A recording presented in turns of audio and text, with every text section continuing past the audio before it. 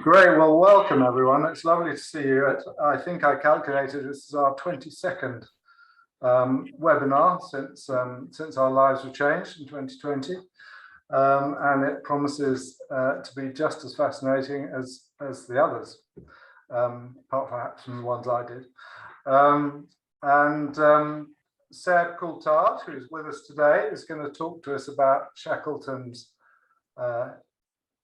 quest expedition and a few other things related to it, almost 100 years ago. So proves to be really fascinating. I'm just going to give my normal spiel about whether or not you have our guidebook. I'm sure most of you have, but if you'd like one, there it is. And I've turned to the Antarctica page so we can be current. And the other thing I was going to just mention at this point is that if you're so inspired by Seb's talk that you'd like to go and retrace some of Shackleton's footsteps, there is a cruise actually, unusually with space, and it's got a real Shackleton focus. It's operated by Polar Latitudes, who have a lovely ship going down there right at the end of December this year. And it will be accompanied by a really interesting bunch of people, including Seb himself, of course, but also Shackleton's granddaughter, Alexandra Shackleton, will be on board, as will Rear Admiral Nick Lambert, who commanded the HMS Endurance for some years in Antarctica. So anyway, I just thought I'd put that up, and if any of you want any details, just let me know afterwards, or send me a note in the chat or email, whatever you normally do. Anyway, with no further ado, I'm going to introduce those of you who don't know him to Seb. Seb actually spoke to us in London in 2016. Some of you might have been there in Chandos House. That was a really interesting talk, and I'm sure today's will be as well. He is an award-winning sailor, engineer, ex-Royal Navy, an adventurer. If you ask him quietly or not, he might tell you about his world record, powerboat world record. He's been to all around the world, but he seems to have gravitated back to Antarctica, and he's worked as a polar guide. I know some of you have met him in Antarctica as a guide, and so really knows his stuff. And I don't know if you were going to mention this, Seb, but you sent me this lovely picture of your very own replica, James Caird, the most genuine replica, I gather, of the James Caird anywhere in the world. And maybe Seb will tell us a little bit about that later on. So without further ado, Seb, I'm going to stop sharing my screen. Welcome, and do share yours.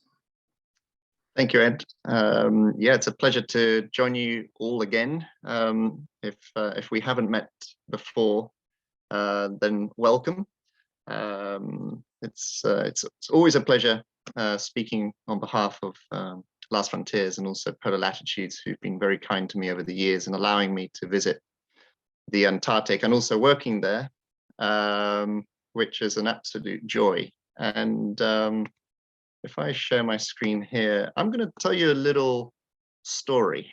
I don't tend to get into the lecturing so much. I'd rather tell you a story and give a little backdrop to Serena Shackleton. How is it that he finds himself exploring the Antarctic back in the turn of the last century and leading into the 1900s, the 1910s and 20s, and the legacy that extends from there. So hopefully you can see that screen. So that's me there, Seb Coulthard, bottom end. I'm a fellow of the Royal Geographical Society. If any of you are familiar with Exhibition Road in London, you may have walked past this statue. It's this fantastic statue by Jaeger of Serena Shackleton himself, and it was modeled back in the 1920s and placed on the corner of Expedition Road. It's colossal And every time I walk past, I have to, chop one off at the boss, because he has been an inspiration for many years to me, and I'll get into that. So Shackleton finds himself really in the pioneering age of the very early pioneering age of opening up the Antarctic. However, the concept of the Antarctic had been around for a good deal earlier. We could easily go back, several thousand years to the Hellenic period, when the concept of the Antarctic had been created. This idea that we live on a planet which must be in balance, and the northern hemisphere of our little galactic ball floating through space must have an equal balance on the opposite side. And the early Greek navigators who ventured into the very north understood that there was some cold area up there in what they named the Arctic. And of course, the opposite to that would have been the anti-Arctic. And it's incredible to think in those sort of terms. We're talking of the year 300 BC, around that period when these concepts really began to take shape. But it wasn't really until much later, in the 1600s and the 1700s, when there was renewed interest in venturing further to the north and further to the south. And here's an excellent example of a map from the late 1500s. And quite frankly, the map of the Antarctic is appalling. This is probably the worst depiction of it I've ever seen. It's whoever created this certainly had a lot of artistic license, and the person who created the map there of the Arctic, they believe that there was some sort of magnetic needle, a magnetic mountain right in the very center there on that left-hand map. And of course, that's the needle. That's the mountain, the magnetic mountain that would have attracted the needle of the compass.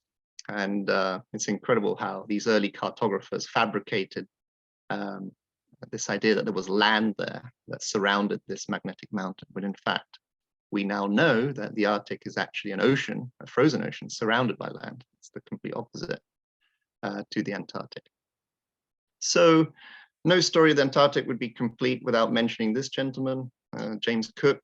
It's in the year 1773, and the voyage of the Resolution, an adventure. They sailed around the world, and his mission was really to delve down as far south as possible. You can just make out a yellow track there. That's the track of his voyage, in which he's really sort of trying to locate this mystery terra incognita, when in fact he never found anything other than icebergs, very large icebergs floating out at sea. He never really stepped on land in the Antarctic. In fact, in his very own logbook, he said that I can be so bold to say that nobody will ever venture further south than I had done, and that there is no land down here. And then later he sort of changed his tune and said, well, maybe there is. And that attracted a whole new generation of polar explorer in the 1800s. And that's when we have fantastic paintings like this, created in the sort of mid 1800s, this sort of very Romanesque view, concept of what the Antarctic really looked like. And this is actually a painting created after the voyage of Erebus and Terror under the command of James Clark Ross, when the Antarctic really began to sort of enter the human, the sort of, let's call it the modern age of thought. And it's really presented in this very fantastical sort of sense to inspire those back home and perhaps drive them to explore and venture further south, because these expeditions were driven by national interest, and the expansion of the global map came with the reward of perhaps opening new trade routes, or finding new land that could be exploited, or people that could be exploited back in the early days of the sort of the empire builders. And from the mid 1800 onwards, we really do see quite an increase of polar exploration in the Antarctic. Not so much led entirely by men. A lot of stories of the Antarctic revolve around male characters and protagonists, and there were a number of women who ventured into the Antarctic. You've got this lovely lady pictured right here in the middle on the right hand side. That's Carolyn Mickelson, and she planted the flag on behalf of Norway in the Antarctic in the 1930s. We have the lady on the bottom left there. That's Valentina Olakova. She was the first captain of a whale factory ship. And we have another lady pictured there. She spent her honeymoon in the Antarctic, the first lady to do so. So there's an incredible array of stories. I could probably tell you a story about each one of these individual characters, but it's the gentleman pictured there in the yellow frame who really had a remarkable life. And he was a contemporary, of course, of most of these characters you see pictured here. He was connected to them in some way or another. And Serena Shackleton, gosh, well, he was born in Ireland, 1874, February 1874, and he went to Dulwich College in South London, if you're familiar with that location. He left school at 16. He became a merchant sailor. He wasn't in the Royal Navy. He was a merchant seaman. He became a ship's master by the age of 24. You can see him pictured there in the top right, holding his executive officer's rank. And in the early 1900s, after the Boer War, during which he ran packet steamers from England down to South Africa, he met a young chap who gave him an introduction to Captain Scott. And that eventually led to his involvement in the Discovery Expedition in 1902, during which Scott, Shackleton, and Dr. Edward Wilson, they attempted to reach the South Pole for the first time. And unfortunately, they couldn't quite make it due to the lack of food and scurvy, etc. They were forced back. They had a bit of a fallout, perhaps maybe a fracas behind closed doors, and they parted company. Shackleton returned to England, and he set out to create his own independent expedition in 1907, the Nimrod Expedition. That was his second expedition. And that was a remarkably successful expedition at the time. Shackleton attempted to reach the geographic South Pole. He didn't quite make it. He was short by 97 miles. That's the picture bottom left. He planted the flag early. He said, "I shot my bolt, but this is as far as we go." And he wrote a letter to his wife saying, "I think you'd prefer a live donkey rather than a dead lion." And I think she was certainly grateful for that. So he returned home, and that particular expedition achieved a great deal more. Again, it's a long story, but it's really after, sadly, the death of Captain Scott in 1912 during the Terra Nova expedition that Shackleton, he's sort of facing the fact that he may be out of a job. You know, most of these expeditions set out to reach the geographic South Pole, and Scott, having arrived second to Amundsen, sadly Shackleton was sort of facing unemployment, but he was the sort of chap who would shape himself to a new mark. And one day I can almost picture him thinking, "I'm going to cross the Antarctic. Why go halfway when I could go to the South Pole and just carry on going to the other side? That should be relatively straightforward since it's been done a number of times now." Well, just to put it into perspective, here's a map of the Antarctic with the South Pole not quite in the middle. You can see the South Pole is actually slightly offset. It's actually the geographic position in relation to the land is slightly off. But the concept was essentially to take a ship from England to South Georgia, land at Vassal Bay there, you can see at the top of that map, and then take 6 men across the continent to the South Pole, and then all the way beyond that to McMurdo Sound, where another ship would pick them up. And this was the Endurance Expedition, or the Imperial Transantarctic Expedition. This is the one in which Shackleton had a very successful advert. A lot of people believe it's the sort of men wanted for hazardous journey advert. Sadly, that's actually apocryphal. The advert you see there on the left, the letter to the editor of the Times, is one of the most successful advertising campaigns in history. It received 5,000 replies in one day. And from that, Shackleton selected approximately 60 men to man 2 ships that would eventually carry out the object of this expedition, to carry the British flag all the way across.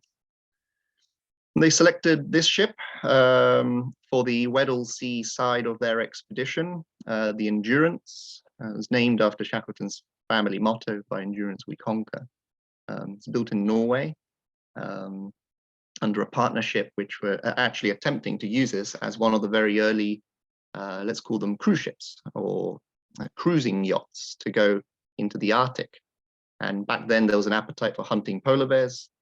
That doesn't quite happen these days, of course, but this vessel was going wanting, and Shackleton bought it for a reasonably good price from a whaling company. And it turns out it was one of the last steam-powered auxiliary ice strengthened ships built in Norway. And Shackleton had committed her to the Antarctic for this endeavor. And they entered the ice around sort of December, January 1915. By the 18th of January, sadly, their ship got caught up in that very thick ice. If I go back one slide, you can see the ship's here is completely under sail, but it's not actually moving. Otherwise, the cameraman would be having to, run behind the ship to keep up with it at 10 knots. I can assure you that's quite fast for a ship of this size.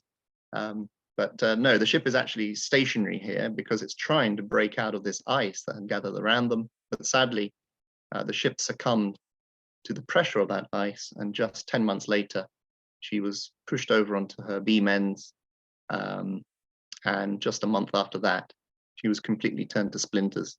And I've always wondered what Frank Wild, the second in command, you can see him pictured there holding his pipe, what he's thinking, looking at his home being crushed and turned into matchwood. I think in the modern day, we would probably say this is suboptimal. We have no means of getting home. How on earth are we going to do that? And this is where Shackleton's remarkable leadership and his confidence, which he exuded and was contagious, really kept the men's hopes alive and the vision of returning home in one piece. So they erected their tents over the frozen surface of the Weddell Sea. They spent approximately another 6 months living on that. And incidentally, just recently, just a few months ago, the wreck of the Endurance was discovered. A team of explorers they took a very large ice-strengthened ship down there, sent a robot down 3,000 meters to the seafloor, and the ship was found in a remarkably good state of preservation. It's now a historic monument protected by the Antarctic Treaty. I'll tell you a bit more about that shortly. But this is a remarkably preserved wreck. They say it's one of the most beautiful wrecks in the world due to its preservation, and it's all thanks to the chemistry in the water, and the high salinity, low oxygen, that the ship is actually in a very recognizable state. We can still identify, of course, this is the stern here with the ship's helm, and the entrance down to the living quarters. It's quite remarkable to be able to see this. But going back to that story, yeah, Shackleton, he could not afford to stay put on that moving frozen ocean. The ice was gradually moving further to the north, so Shackleton knew that he would have to take his lifeboats with him. They recovered the 3 lifeboats off the ship.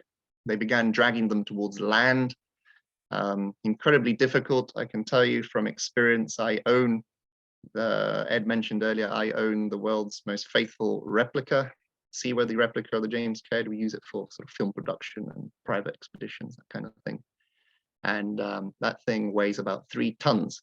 So if you start dragging that over the ice with men who are extremely malnourished, it's backbreaking. And this led, in fact, at the time to a couple of a couple of incidents where some members of the expedition turned against the captain of the ship. I wouldn't call it a mutiny, but they were certainly malcontents. And Shackleton had to read out the contract out loud that he had with those men and remind them that they will be paid at the end of their expedition. Under law at the time, if you lost your ship, you weren't being paid. But here, Shackleton had actually changed the rules of this game, and he was certainly going to take care of them once they returned home. One artifact that's remarkable and they carried on board that boat is actually the banjo you see pictured there. I'll tell you more about this banjo in a bit. This banjo was owned by Leonard Hussey. He was the meteorologist on the expedition, and Shackleton valued it more than gold sovereigns. He actually discarded about 10,000 pounds in gold sovereigns as a gesture to indicate that they were worthless. They served no purpose in their survival, but the banjo did, because it fed their soul with vital mental medicine, as in music. So that banjo to this day still exists. It's in the National Maritime Museum at Greenwich, and if you're ever down there, it's certainly worth visiting. It's in the Polar collection. As you can see from the date there, so from the moment they abandoned their ship to eventually getting into the boats and heading out to sea again, that's approximately 6 months. And by this stage, they were incredibly thirsty, hungry, quite desperate. And it's remarkable to think that these men climbed into 3 boats. They don't have engines. These are rowing boats and sailing boats. And they had to venture for 7 days out to sea amongst these enormous tabular icebergs which break up in that region. And they landed on Elephant Island. Shackleton in his diary said that that night, the last night at sea, he thought he was going to lose some of his men. But incredibly, they do make it. They all make it to Elephant Island, and they land here. They set up an encampment, and Shackleton, of course, very aware of the fact that they're now thousands of miles from where they said they were going to be. No one was looking for them, and of course there was a war on. And they didn't know that. They thought the war had ended at Christmas or thereabouts. So no one was going to come and rescue them. So Shackleton, knowing that he asked for volunteers. He said, I need 5 men to accompany me. You can see him pictured there on the left. He's in the sou'wester, and the gentleman to his right, that's Frank Wild, his second in command. And here they're discussing the plan for the 5 men you see pictured there: Vincent, Worsley, McCarthy, Crean, and the carpenter, Chippy McNeish, that they would head out to sea in the largest lifeboat, the James Caird. It's a 23-foot lifeboat, and they would sail 800 nautical miles back to South Georgia, where they had started, in order to obtain relief for the 22 men who would stay behind.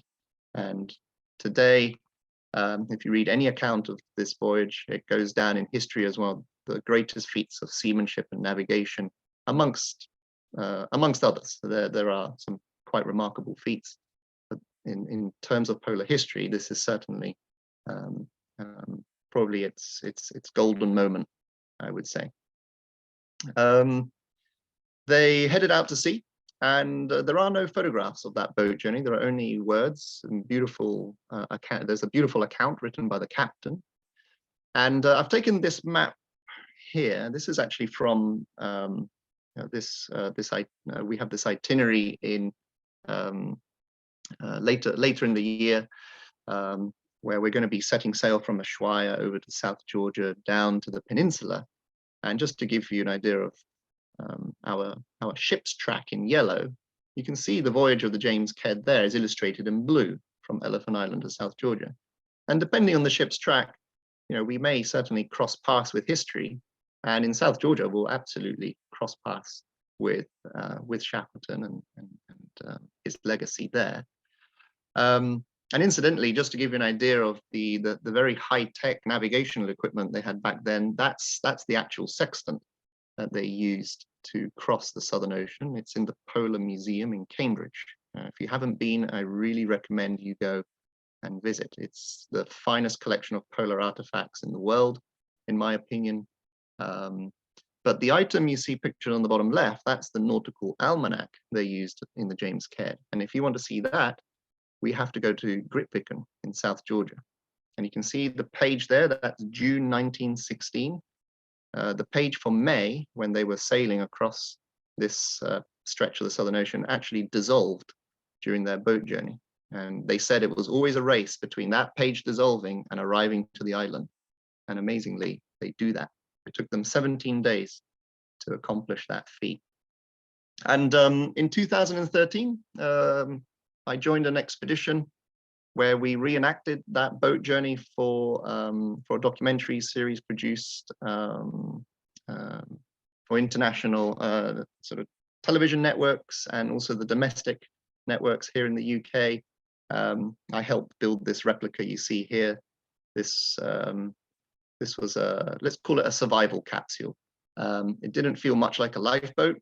It felt pretty desperate. And to be honest, we did it in a very different time of year. We actually crossed the Southern Ocean in January, and it was appalling. And I would never do that again. And it was an incredibly humbling experience. And this is a story that I really enjoy relating to guests on board our ship. And I often will air the documentary we produced. You can see it pictured here. And it's a 3-part series, and we often on these itineraries to South Georgia, I do share my personal views on the documentary and give a fair account of what we were doing there. We didn't set out to pretend to be Shackleton. We were very modern explorers, simply trying to follow in the footsteps of a remarkable man. And we got a lot more than we bargained for, I have to say. Shackleton, of course, crossed the islands of South Georgia. He crossed the island of South Georgia by foot in order to reach one of the whaling stations so that he could obtain relief in the end.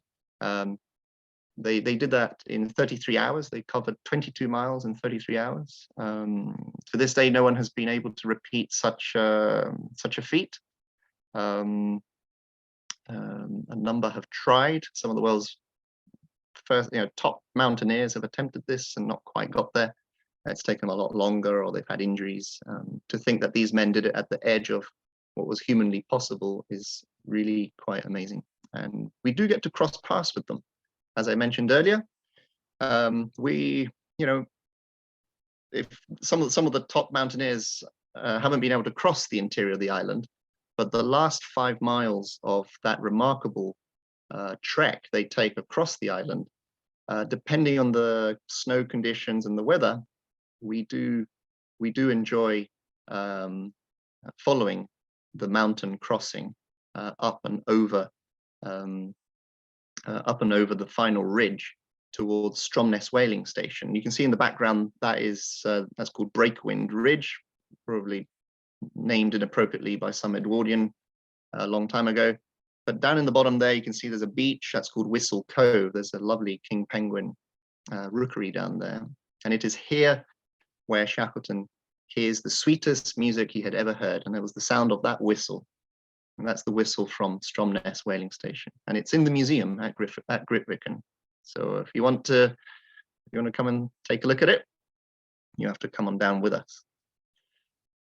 And on the last stretch of that overland journey, Shackleton descended through a waterfall. And here you can see my colleague. This is Marty Garwood. He's one of our penguin experts on board our ship. He's wearing the outfit which I wore on my expedition, and we do enjoy setting the scene for these stories so that you can connect with the history.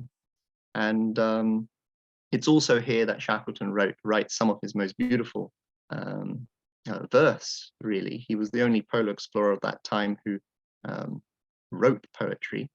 And he said, we had seen God in his splendors and heard the text that nature renders. And they'd reached the naked soul of man. They were really at the very end of what was humanly possible. They crawled in into the whaling station. You can see it there. This is Stromness Bay. and that is the whaling station as pictured from the top of the last ridge.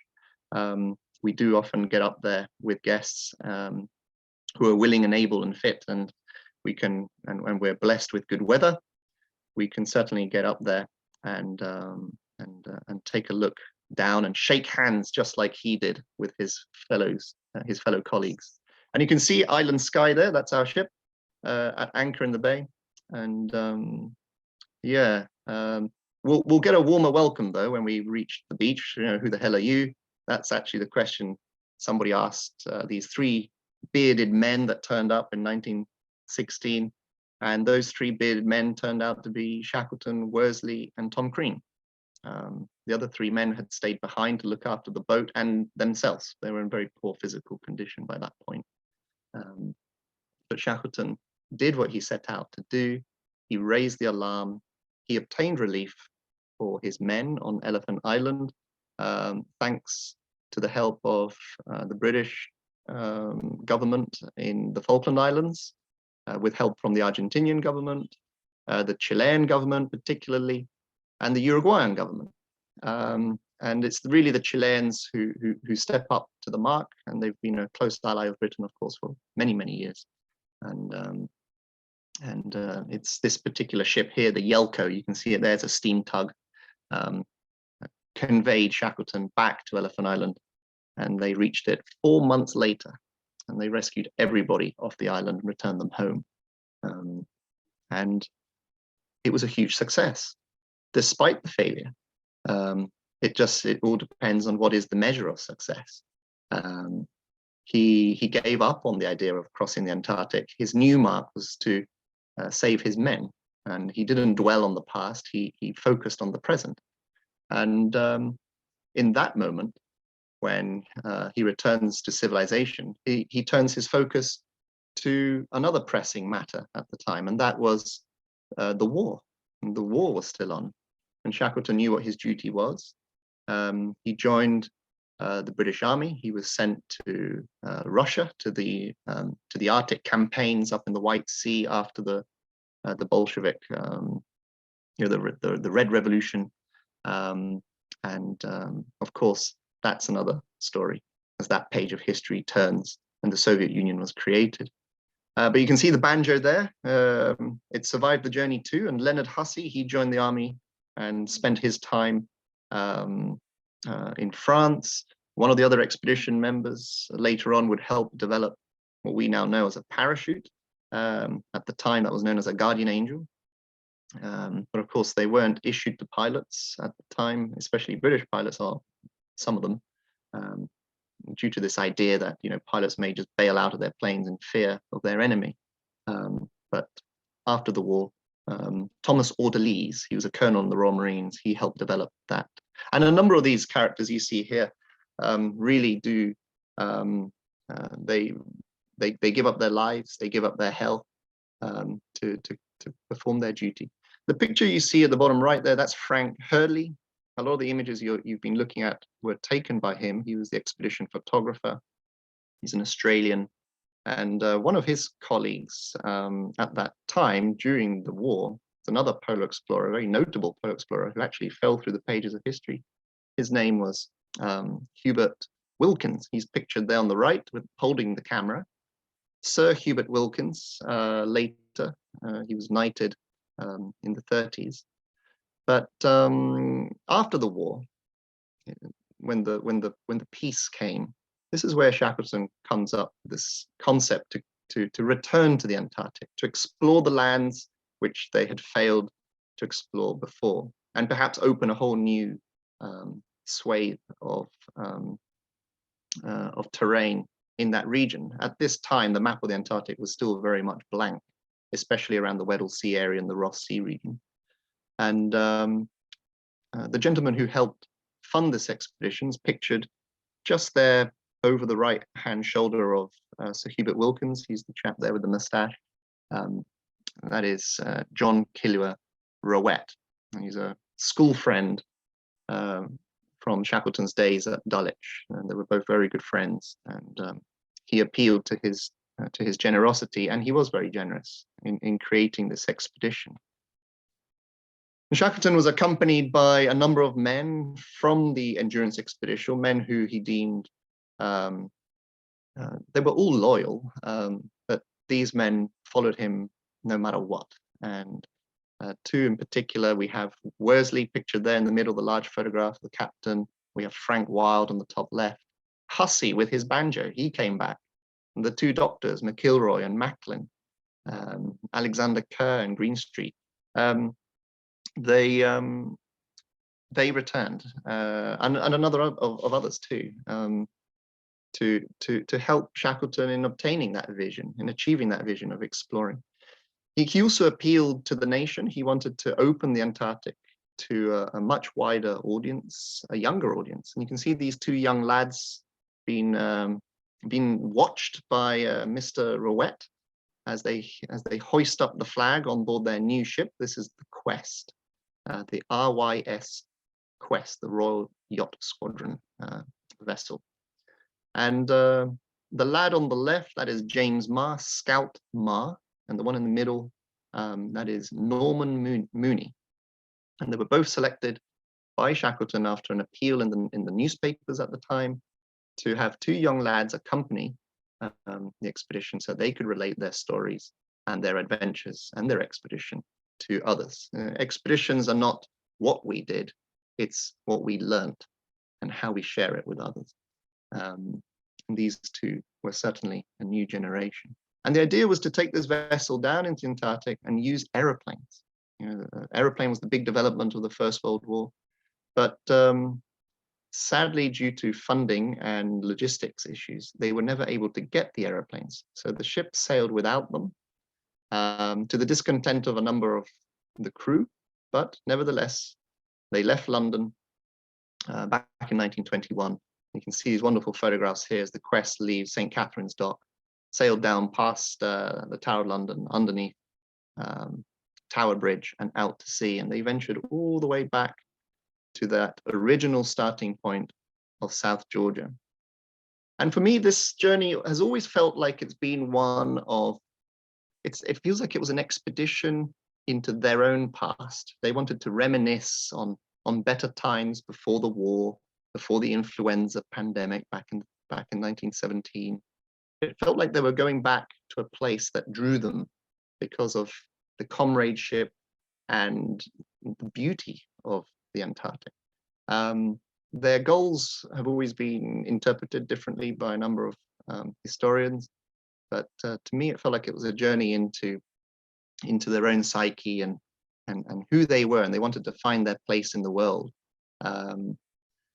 But sadly, on the night of January 4th, when the Quest came to anchor in Grytviken, very early hours in the morning, at about 2 or 3 in the morning, after a game of cards with some of the lads, Shackleton went to his cabin and he wrote in his diary, and you can see it there, that's the page of January 4th, and the last 2 lines, he says, "In the darkening twilight, I saw a lone star hover gem-like above the bay."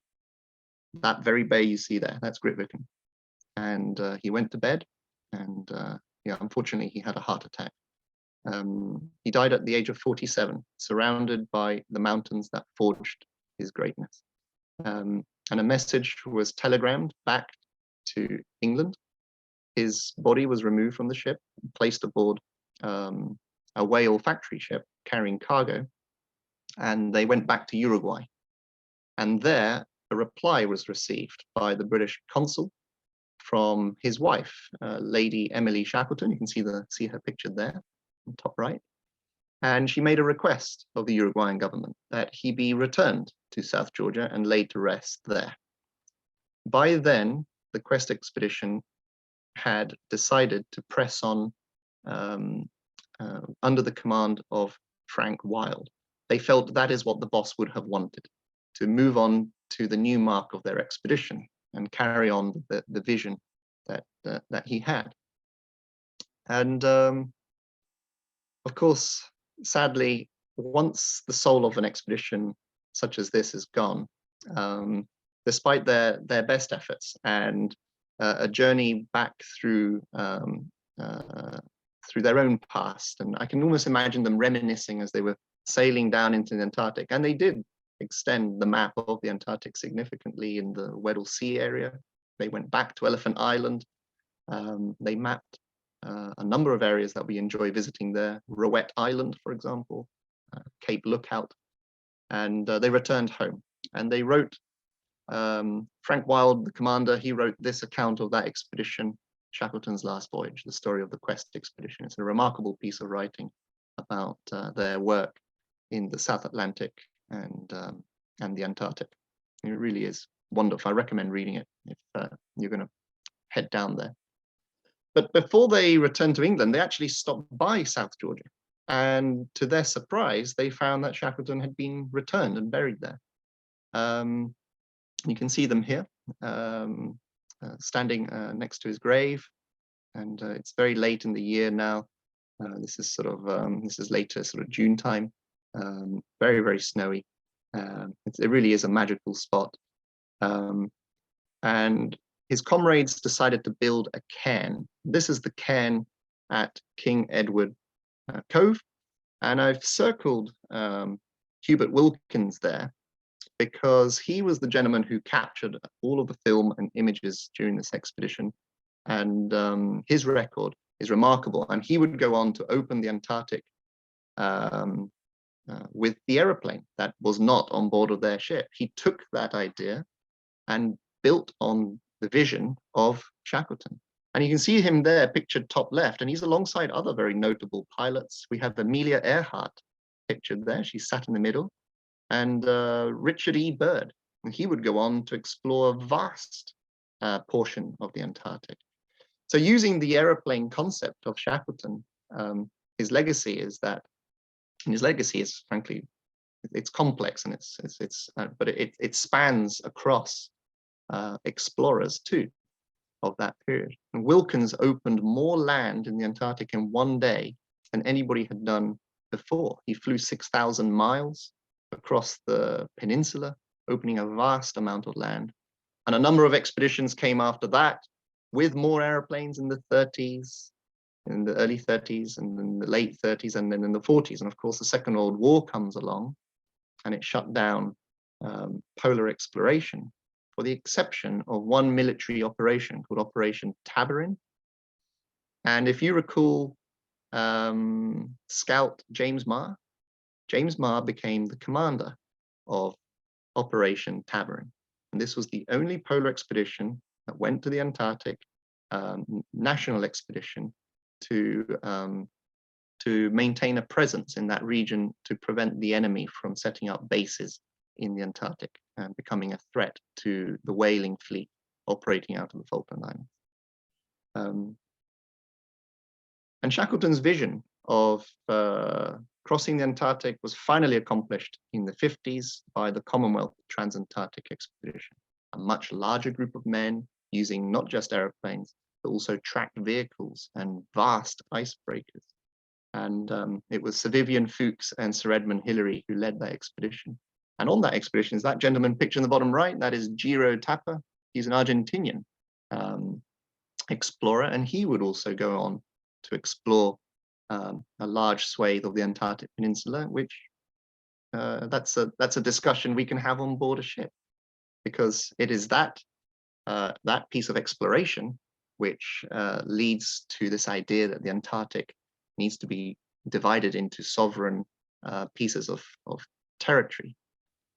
And the broader significance of what Shackleton was doing at the time is that the Quest expedition was the watershed moment of heroic pioneering exploration and into a much larger piece of exploration conducted by a number of nations, all of them potentially risking border conflicts.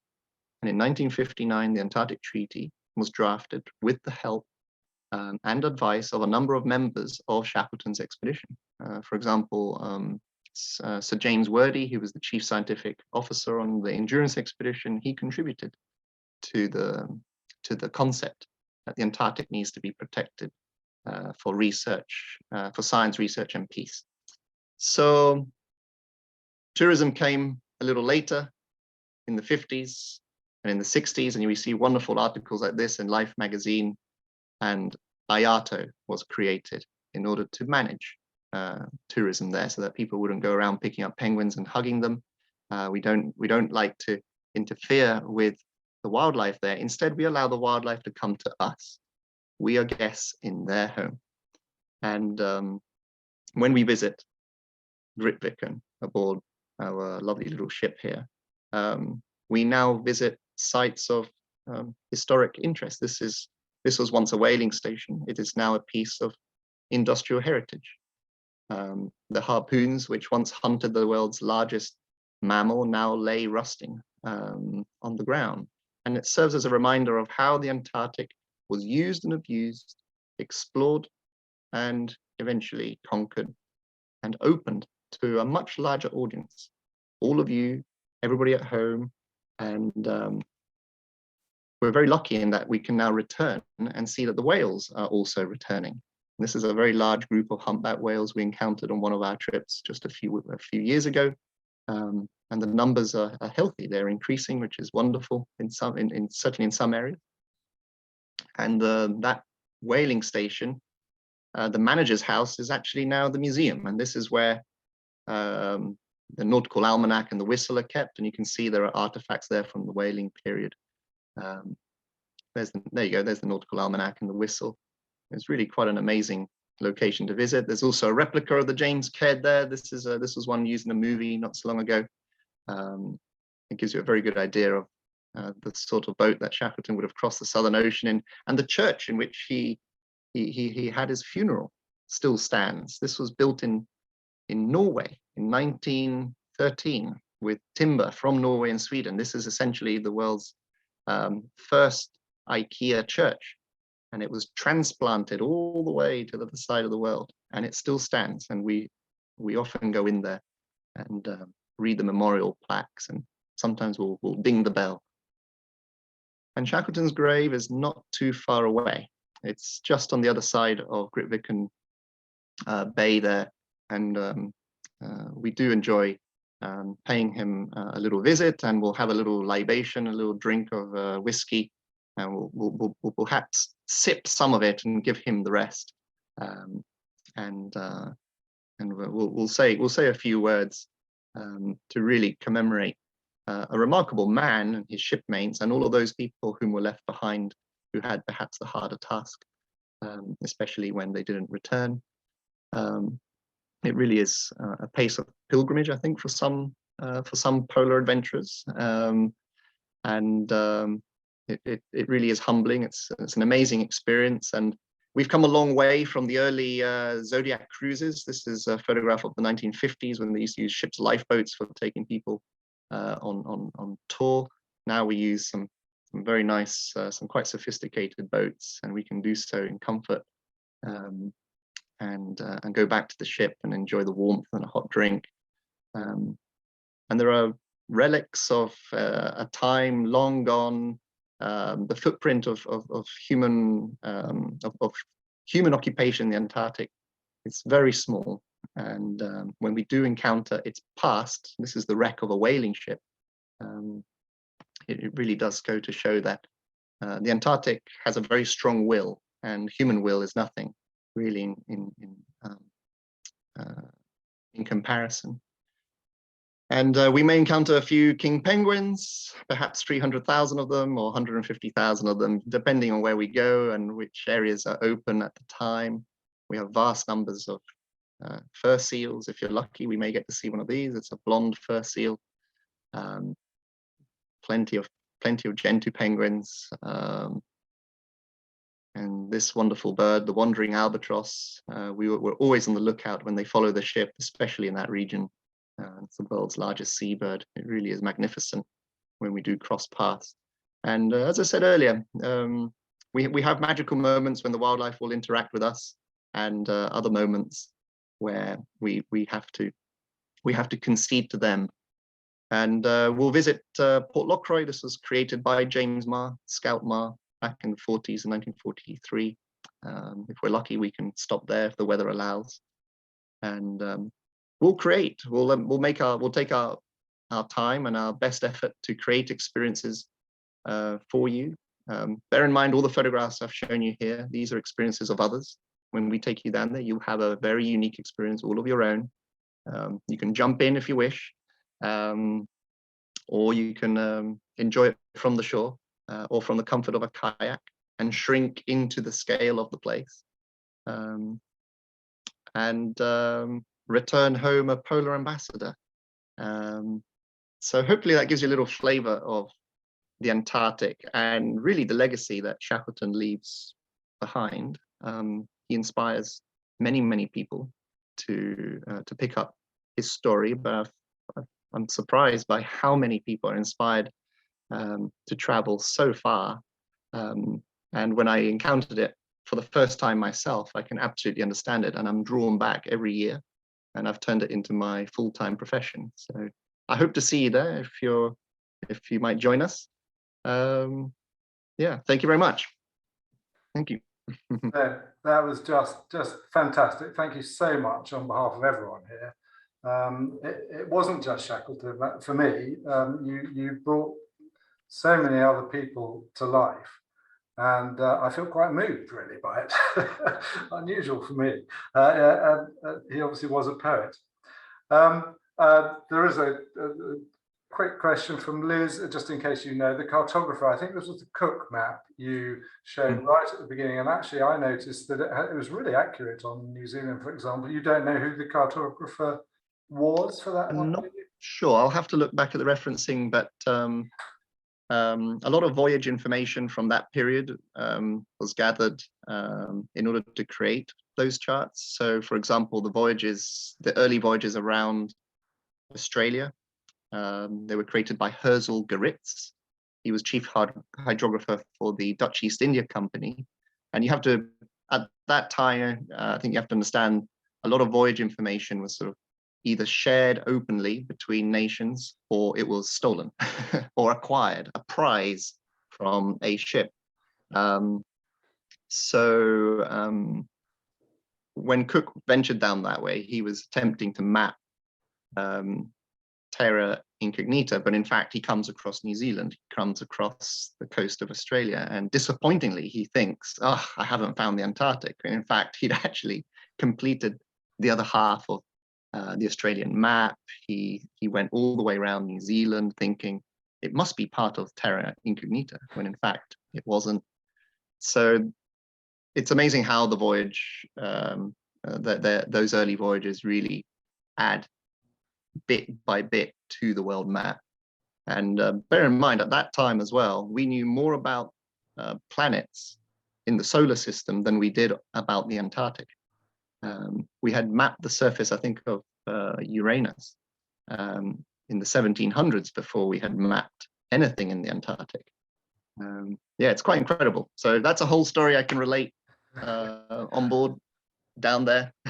I'm sure. The only other question I had was, you showed a map of the route of crossing Antarctica, and it was from the sort of I don't know my east and west down there. I'm not sure anyone does, but it was from the Antarctic Peninsula side to the other side, that direction.